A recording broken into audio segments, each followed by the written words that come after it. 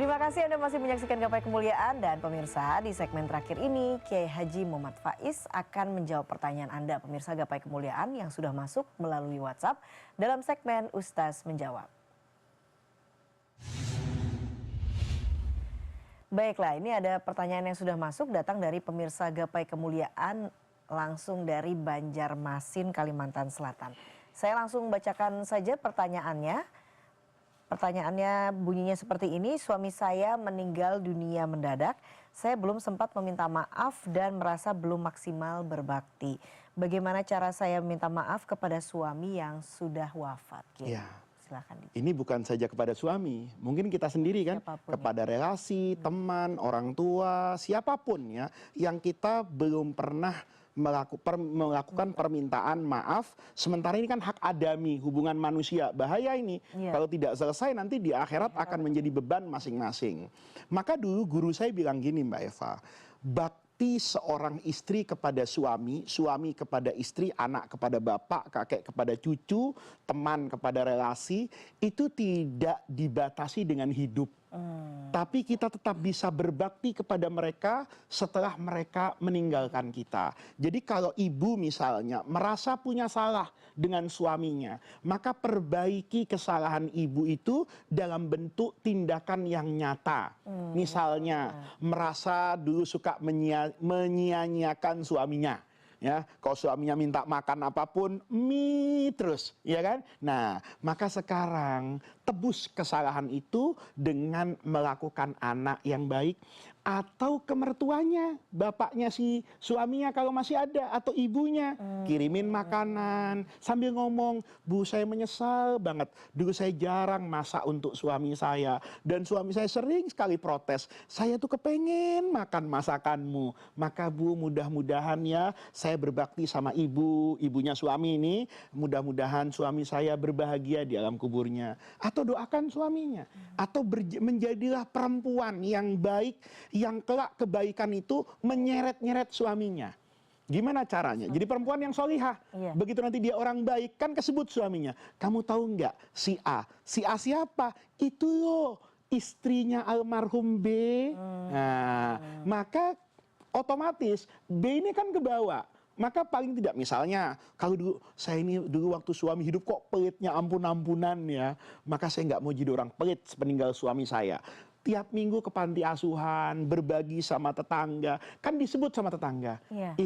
Istrinya almarhum sekarang jadi dermawan ya, luar biasa. Apa ya kira-kira almarhum dulu sebelum meninggal ngomong apa, didik apa, kan kebawa nih. Maka dengan itu nanti kata guru saya itu bisa melakukan rekonsiliasi antara pahala dengan dosa di masa lalu. Nah, Kiai, kalau begitu, kalau pertanyaannya dibalik begitu, Kiai. Setelah suami atau pasangan itu meninggal, lalu sang istri itu kemudian berbuat maksiat, Kiai. Apakah suami yang sudah meninggal itu juga turut menanggung dosanya atau bagaimana, Kiai? Tidak, karena dia kan sudah sama dengan Nabi Isa nih para pemirsa ya. Nabi Isa itu bilang, "Wa kuntu syahidan 'alaihim ma dumtu hayya." Saya akan menjaga umat saya ya Allah, kata Nabi Isa dalam Quran itu, ma dumtu hayya. Selama saya masih hidup. Kalau saya sudah mati, apa yang bisa saya perbuat? Jadi kalau sudah meninggal, maka tanggung jawabnya selesai gitu loh. Ya, adapun yang dikatakan orang misalnya, tuh istrinya suka ngegosip tuh, suaminya bawa dosa. Suaminya pernah mengingatkan nggak ketika hidup?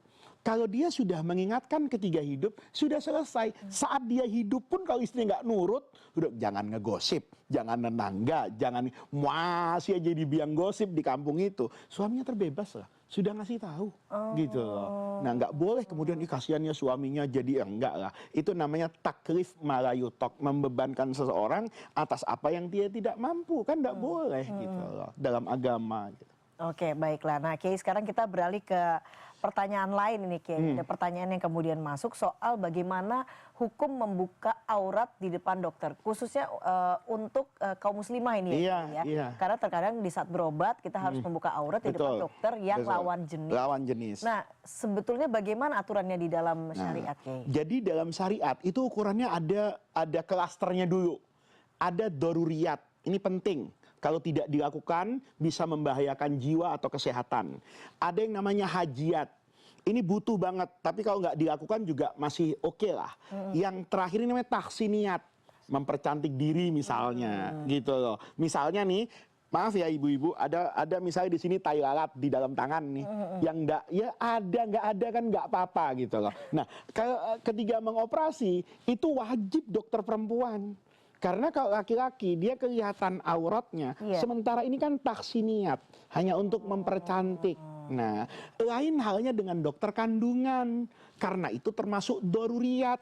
Kalau tidak dilakukan, bisa jadi nyawa anak, bisa jadi nyawa ibu. Maka boleh di sini membuka aurat, tetapi proporsional gitu loh. Jangan sampai kayak misalnya ya, ada orang yang kakinya sakit, masa ya pantatnya yang diperiksa kan gitu loh. Lah kan enggak gitu loh. Nah, artinya apa? Kalaupun ada periksa dalam tradisi dokter kandungan, dokter sekarang tuh banyak kok yang mengerti etika. Suaminya ditawarin kok, Bapak mau ikut nggak? Karena saya harus membuka periksa dalam ibu. Maka saat itu boleh. Tapi bolehnya ini, Mbak Eva ya, memang tidak ada dokter laki-laki, dokter perempuan yang mumpuni. Dan itu menarik. Saya kan dulu waktu istri saya masih hamil ya, itu kan suka mendampingi tuh ke rumah sakit.